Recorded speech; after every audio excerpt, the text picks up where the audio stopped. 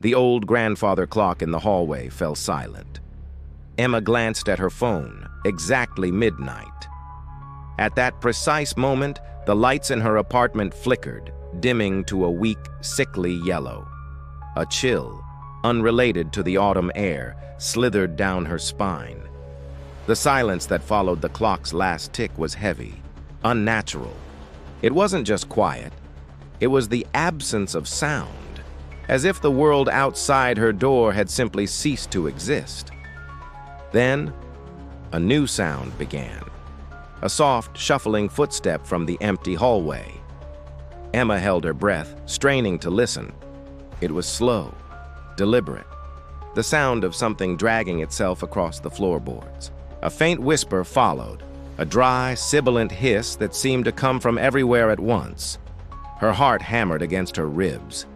She remembered what old Mr. Holloway from downstairs had told her when she moved in.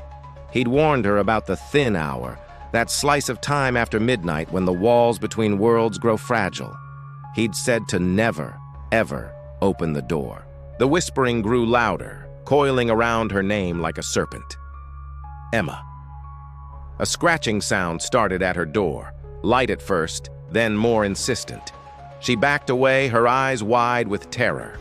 Slowly, a dark, oily vapor began to seep from the corners of the room where the walls met the floor. It gathered in the center, coalescing into a tall, jagged silhouette. Two embers ignited within the shifting mass, glowing with ancient malice, the Shadow Wraith. The air grew impossibly cold, her breath misting and freezing in front of her face. Time itself seemed to slow, stretching into an eternity as the creature's smoky tendrils reached for her. Scrambling for the kitchen, she grabbed the canister of salt, her hands shaking violently. Remembering another piece of Mr. Holloway's cryptic advice, she poured a thick line across the doorway, her only escape. Then, she snatched her phone and blasted the flashlight beam directly at the shadowy form. The creature recoiled with a silent scream, its form dissolving as the light and salt created a barrier.